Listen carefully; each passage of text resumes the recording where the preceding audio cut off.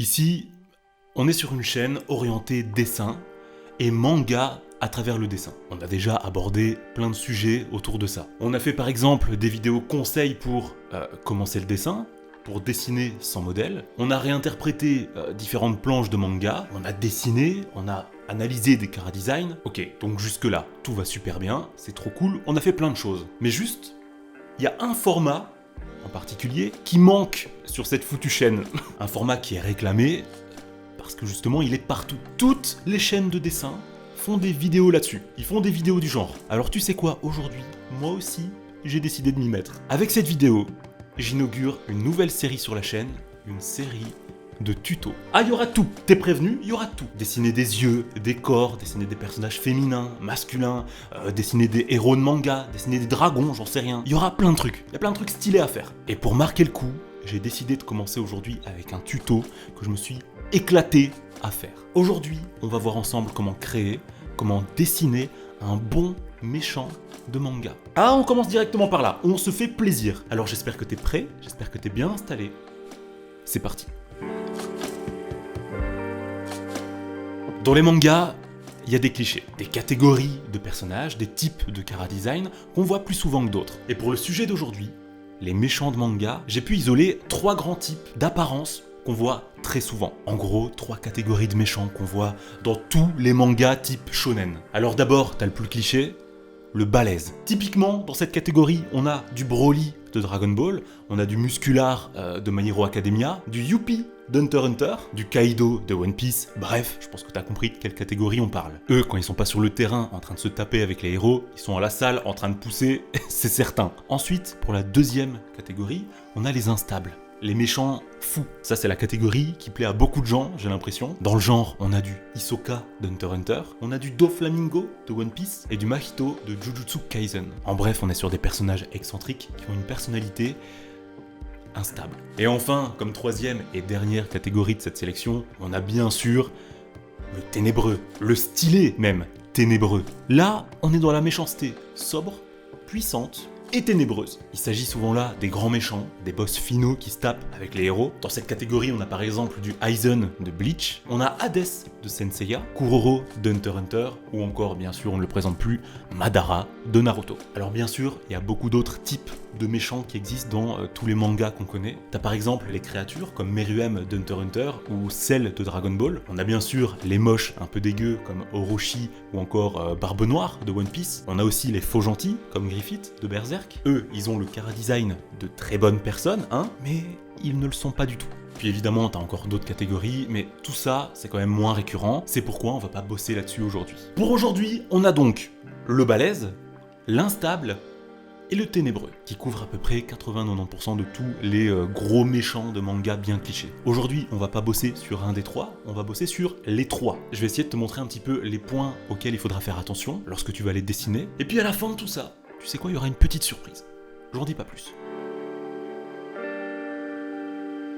Le chara-design des personnages d'aujourd'hui va être déterminé par 4 éléments principaux. La corpulence, la posture, l'air du visage, l'expression faciale, et les habits. C'est avec tous ces éléments réunis qu'on va pouvoir savoir si un personnage donné est méchant ou pas. Juste en un coup d'œil. Et là, on va commencer avec la première des 3 catégories de méchants, le balèze. Et pour déterminer le premier des 4 éléments qui vont composer son chara-design, la corpulence, je vais simplement travailler de face. Pour le méchant balèze, c'est d'ailleurs l'élément qui sera le plus important, la corpulence, c'est ça qu'on va retenir chez lui. Ses muscles, sa puissance brute. Alors tu l'auras compris, là on aura besoin de connaître un minimum l'anatomie humaine. On aura besoin en fait de savoir placer les différents muscles aux bons endroits de façon à ce que son corps soit simplement réaliste. Et pour ça c'est très simple, si jamais tu t'y connais pas trop dans le domaine, il y a plein de documentation sur internet qui sont hyper accessibles, si jamais t'as vraiment envie d'aller dans le détail, etc. Sinon, si t'as envie de te simplifier un petit peu la tâche, tu peux toujours t'inspirer de ce qui a déjà été fait. Dragon Ball, par exemple, est un manga qui regorge de muscles. Alors n'hésite pas à y jeter un œil si t'as envie de comprendre comment dessiner un corps musclé. De face, voilà ce que donne notre personnage. Là, on a bien déterminé sa corpulence, on est resté plus ou moins réaliste dans le placement des muscles. Par contre, on n'hésite pas à aller dans la démesure, dans le surréalisme, pour ce qui est de leur taille la taille des muscles. Ça doit être quelque chose d'énorme, de plus grand que ce qu'on peut voir dans la réalité. On peut se le permettre, on est dans un manga, alors on se fait plaisir. Maintenant que sa corpulence est déterminée, on passe à la posture. Le méchant musclé doit avoir une posture assurée. Il est balèze et il le sait très bien, hein. Pas besoin de lui dire. Pour ça, petite astuce, quand tu as envie de représenter un personnage qui est sûr de lui, qui est fier, il y a une position, il y a une posture qu'on ne peut pas louper, c'est le fameux croisement de bras. Croiser les bras dans le langage corporel, ça veut dire plein de choses. D'abord, ça veut dire que tu es fermé à l'autre. Ça peut aussi vouloir dire que tu es en train de t'ennuyer, que la situation actuelle te barbe, ou encore dans une situation dangereuse qui précède par exemple un combat. Ça montre simplement que t'as pas peur de ce qui est en face de toi. Et le balèze, il a pas peur de ce qui est en face de lui. De toute façon, c'est une montagne. Qu'est-ce que tu veux qu'il lui arrive? C'est donc cette posture qu'on va lui dessiner. Les bras sont croisés, la tête est dirigée droit vers l'interlocuteur, un peu baissée comme ça pour appuyer le regard, et le dos, lui, est arqué vers l'avant. Il bombe le torse derrière ses bras croisés. Quand tu vois ça normalement, techniquement, hein, tu vas pas trop chercher les ennuis. On a donc vu la corpulence, la posture, et tu l'as constaté, je ne lui ai pas dessiné d'habit. La raison est simple, quand on va dans le cliché du personnage balèze, musclé, surtout du méchant musclé, eh bien, 3 fois sur 4, il a pas de haut. Son torse, ses bras, ses muscles sont apparents. Après, bien entendu, libre à toi de lui dessiner un haut, un petit t-shirt par exemple. Par contre, je te le dis d'avance, t'as intérêt de taper dans le XXL vu la taille du bonhomme, hein. Dernier élément, tout aussi important que les précédents, le visage et ses expressions. Là, on va sur quelque chose de très sobre, de très classique. On doit en fait ressentir tout le mépris du personnage. Il est en train de prendre de haut la personne qu'il a devant lui. On lui dessine un léger sourire, des yeux, un regard provocateur, et le travail est fait. Ah, et petit détail, quand on dessine la tête d'un perso balèze, on n'hésite pas à lui faire une tête assez carrée, un menton plus large, une bonne mâchoire, et des joues un peu plus marquées.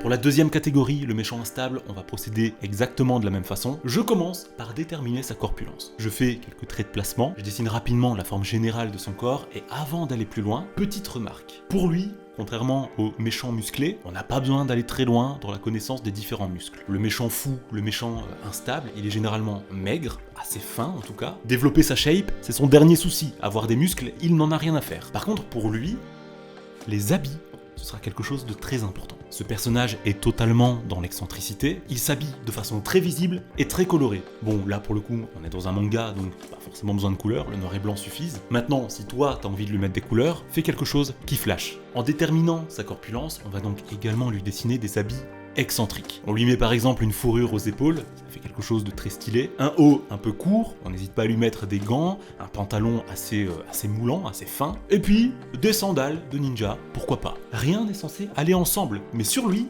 ce sera stylé. C'est vraiment typiquement le genre de personnage, le genre de méchant sur lequel tu peux t'amuser en dessinant. Tu peux laisser totalement libre cours à ton imagination, ça donnera toujours quelque chose de cohérent avec le personnage. Pour ce qui est de la posture, cette fois, on est encore une fois dans l'opposé total du méchant balèze. Là, on ne veut surtout pas de posture fixe, on doit rester dans la folie. Et pour ça, on n'hésite pas à en faire des tonnes. On dessine un personnage dans une position improbable, ses mouvements sont amples, sa pose est très dynamique. Tout son corps est presque tordu dans la limite de sa souplesse. De toute façon, on le sait, le personnage est fin dans sa corpulence, alors il peut se le permettre. Là par exemple, je l'ai dessiné avec son dos totalement voûté, avec une main comme ça par-dessus son visage. On imagine parfaitement qu'il est en train de se marrer, qu'il est en train de rire aux éclats en pensant à son prochain plan maléfique. Voilà, on a donc vu sa corpulence, sa posture et ses habits.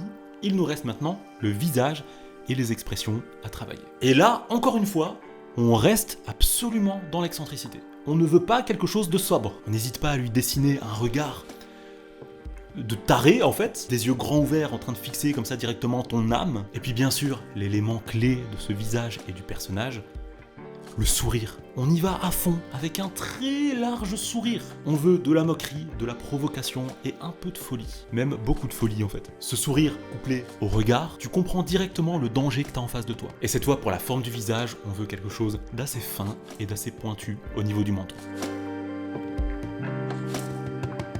On arrive maintenant au troisième type de méchant, et pas des moindres, le ténébreux. Alors pour lui, ça va se jouer beaucoup plus subtilement que pour les deux autres. Ce personnage est sobre, son caractère, sa personnalité est calme. C'est quelqu'un d'intelligent, de réfléchi, qui sait précisément ce qu'il fait et où il va. Et tout ça en fait, ça doit se ressentir quand on voit le personnage. On commence donc, comme d'habitude, par déterminer sa corpulence. On n'est pas sur un gros tas de muscles, mais on n'est pas non plus sur un personnage qui serait trop maigre. Il s'agit là d'un corps qui est puissant, dans la normalité, fonctionnel et rapide. On va donc lui dessiner une corpulence assez normale, assez sobre, le personnage est en fait normalement musclé. Et par-dessus sa silhouette, on vient dessiner ses habits. Alors là tu le remarques, je suis en train de dessiner un kimono. Je te rassure, t'es pas obligé d'en faire autant si jamais ça te plaît pas. Pour ce genre de personnage, ce qui importe vraiment dans sa tenue, c'est surtout la couleur. On doit rester dans quelque chose de sobre et de sombre, du noir, du gris, quelque chose de froid, quelque chose de foncé. C'est quelqu'un de sérieux, et ça tu vois, ça doit se ressentir même dans sa tenue, dans ses goûts vestimentaires. D'ailleurs pour ses cheveux c'est pareil, là tu le vois, je l'ai dessiné avec des longs cheveux noirs, mais ça encore une fois, c'est pas obligatoire, c'est en fonction de ce que toi tu préfères. Tant que finalement on reste dans le sombre, ça restera toujours dans le ton du personnage. Et même pour ce qui est de la posture, on va rester dans la direction du perso, une posture sobre, sereine et stable. C'est quelqu'un qui mesure et qui calcule précisément chacune de ses actions, donc on va pas commencer à lui dessiner des mouvements trop amples, ni de positions trop excentriques. Pour ma part, comme il s'agit là d'un samouraï, j'ai simplement choisi de le dessiner légèrement de côté, en train de saisir son katana. Là tu sais que si tu fais un pas de plus, théoriquement, c'est fini pour toi. T'es découpé. Il nous reste maintenant le visage à dessiner, et là, encore une fois, et comme d'habitude en fait, on reste toujours dans le ton du personnage, sobre, sérieux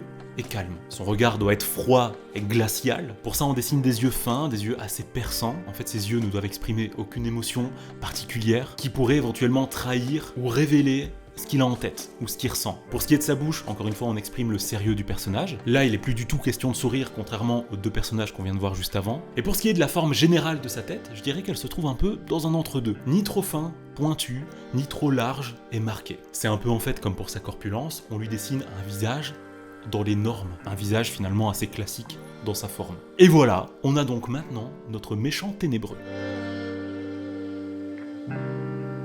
Tout à l'heure, je te parlais d'une petite surprise que je te réservais pour la fin de cette vidéo. Eh bien, je crois que c'est maintenant.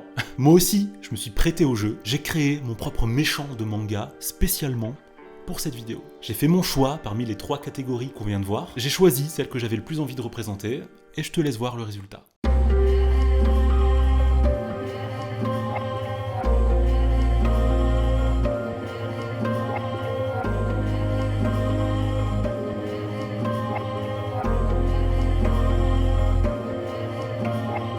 Tu l'auras compris, j'ai voulu dessiner un méchant dans la catégorie ténébreux. Ça fait un peu cliché comme ça, ces noms de catégories là. Mais j'ai pas trouvé d'autre idée les gars. C'est vraiment la catégorie de méchant qui me plaît le plus dans les mangas. En le voyant, on comprend à son énorme brûlure qui prend la moitié de son corps qu'il a dû combattre un ennemi redoutable. On comprend aussi que ses mains sont comme scellées en fait. Et pour ça on pourrait y trouver plein de raisons. Elles pourraient par exemple contenir un pouvoir si dangereux qu'elles ont dû être scellées dans cette sorte de stèle, dans cette sorte de pierre imbibée de magie. Mon personnage a aussi une sorte d'auréole maléfique, comme ça, qui flotte au-dessus de sa tête. Ses cheveux sont noirs, son kimono est noir, et tout comme on l'a vu juste avant, sa corpulence est plutôt normale, musclée, mais pas trop. Et pour ce qui est de son expression du visage, quelque chose d'assez sobre, quelque chose d'assez sérieux.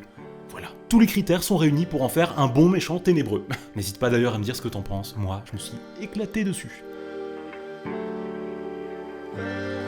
Avant de clôturer cette vidéo, je me dois de faire une petite précision. Un bon personnage de manga, qu'il soit méchant ou non, s'écrit avant de se dessiner. Ce qui va faire la substance, ce qui va faire la qualité de ton personnage, c'est avant toute chose son rôle, sa personnalité, l'impact qu'il aura dans ton histoire, l'apparence et le chara-design, même si c'est la première chose qu'on voit, même si ça va être peut-être déterminant dans notre façon d'apprécier ou non un personnage, c'est pas ça qui va faire de lui un bon personnage. Voilà, donc si tu veux que ton méchant, si tu veux que ton personnage soit stylé, d'abord arrange-toi pour qu'il soit stylé à l'intérieur, au niveau de sa personnalité, au niveau de son histoire, avant de penser à son apparence. Voilà, tout est dit, il est maintenant temps pour moi de filer. J'espère que tu auras passé un bon moment en ma compagnie, j'espère que cette vidéo pourra t'être utile. Je te dis maintenant à très vite pour une prochaine vidéo sur la chaîne. D'ici là, porte-toi bien, parce que tu le sais, c'est ce qui est le plus important.